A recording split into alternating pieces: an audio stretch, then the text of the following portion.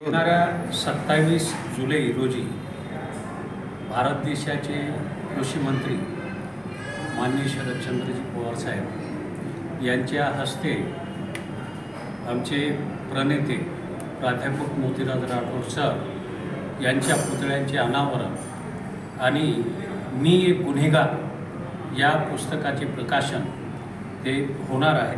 संत एकनाथ रंगमंदिर इथं हा कार्यक्रम आयोजित करण्यात आलेला आहे आणि छत्रपती शिवरायांच्या पुतळ्यापासून रॅली शोभायात्रा पारंपरिक वेशभूषेमध्ये भटक्यांच्या ती शोभायात्रा काढण्यात येणार आणि संत एकनाथ रंगमंदिरापर्यंत ती यात्रा जाईल।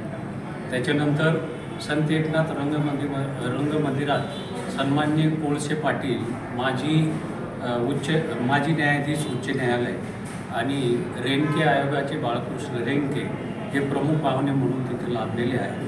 तसेच आपले विचारवंत ऋषिकेश कांबळे सर तिथं उपस्थित आहेत। त्यांच्या उपस्थितीमध्ये आणि कार्यक्रमाचे जे अध्यक्ष आहेत ते सन्माननीय मुकुंददादा सोनवणे, त्याच्यानंतर संयोजन समितीचे अध्यक्ष माननीय सौभाग्यवती कला राठोड हे राहणार आहेत आणि संयोजन समितीचे सगळे लोक तिथं उपस्थित राहून भटक्यांचे सगळे कार्यकर्ते तिथे उपस्थित राहतील आणि त्यांच्या उपस्थितीमध्ये हा कार्यक्रम पार पाडला जाणार।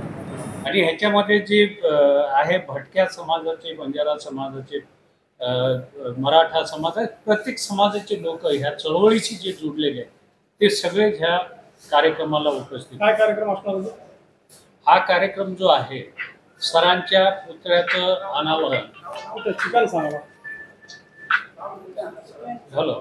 प्राध्यापक मोतीराज राठोड सरांच्या पुतळ्याचं अनावरण, पुतळ्याचं अनावरण डिजिटल पद्धतीने आपल्या संत एकनाथ रंगमंदिरातूनच डिजिटल पद्धतीने ते कीबोर्डचं हे करून पवार साहेब करणार आहेत। पुतळा कुठं उभारणार? पुतळा जांभळा आहे, जांभळा इथून एक 20 किलोमीटरच्या अंतरावर हायवे धुळे हायवेला जुना मुंबई त्याच्यावर तिथं सरांचं शेत होतं, तिथं घर वगैरे ते सगळं आहे, रोड टच आहे। आणि सरांची इच्छा होती वा इथं जिथं समाधी दिलेली आहे त्यांना तिथंच ते पुतळा बसवण्यात आला आणि जुना कांदा बसवलेला आहे। जुना कांदा तिथे पलीकडून पुस्तक प्रकाशन आणि पुस्तकाचं प्रकाशन सुद्धा पवार साहेबांच्या हस्तेच होणार आहे। पुस्तकाचं नाव आहे मी एक गुन्हेगार, माननीय शरदचंद्रजी पवार साहेबांच्या हस्ते त्या पुस्तकाचं प्रकाशन होणार। कोणी लिहिलं पुस्तक? पुस्तक सन्माननीय प्राध्यापक मोतीराज राठोड सरांनी लिहिलेलं आहे आणि त्यांचं ते आत्मचरित्र।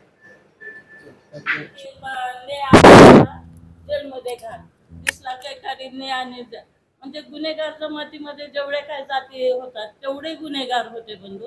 त्यांनी हे डाका घालो, गुन्हा करो न करो, पण दिसलं की घाल, ही एक इथल्या शासनाची प्रवृत्ती होती। त्याला सरांनी हे दिलं, आव्हान दिलं। आणि एवढंच नाही तर हायकोर्टावर कोण काढतो मोर्चा? हायकोर्टावर सरांनी मोर्चा काढण्याची हिंमत केली। किती मोठं धाडस आहे हे सरांचं, वाखण्याजोगं धाडस आहे। आणि एकटे सर नाहीत, पूर्ण घर त्यांच्या सोबत आहे, आम्ही सोबत होतो। त्याच्यामुळे एक सरांप्रती कृतज्ञ म्हणून हे केलेलं आहे। चळवळीमध्ये मी स्वतः नामांतराचा जो लॉंग मार्च होता तो लातूरहून आम्ही काढला होता। सुभाष देशमुख लोमटे त्यांच्या हस्ते झालं आणि मग आम्हाला ह्याला अंबाजोगाईला अटक केलं आणि तिथून लातूरच्या जेलमध्ये नेऊन सोडलं। त्यावेळेस वसुधा सरदार आणि मी रात्री 12ची गाडी पकडली आम्ही आणि वहिनीच्या घरी आलो। जवळजवळ पाऊण तास वहिनीनं आमची चौकशी केली, कारण घर उडवण्याचा प्रश्न होता। त्याच्यामुळे मनामध्ये हे असतीलच वहिनीच्या। नंतर मग त्यांना वाटले की मी खरीच नामांतरवादी आहे, वसुधा सरदार सुद्धा खरंच नामांतरवादी आहे। हे झाल्यानंतर मग बसून बोलणे वगैरे झालं आणि त्याच्यानंतर मग मी या चळवळीशी जोडले गेले। नामांतराची चळवळ झाल्यानंतर मग कुठला बोंबाबोंब मोर्चा असो मुंबईचा किंवा विराट मोर्चा असो किंवा नाशिकचा असो किंवा ते हे काळी मूर्ती कुठे येतात ते देवी कुठली देवी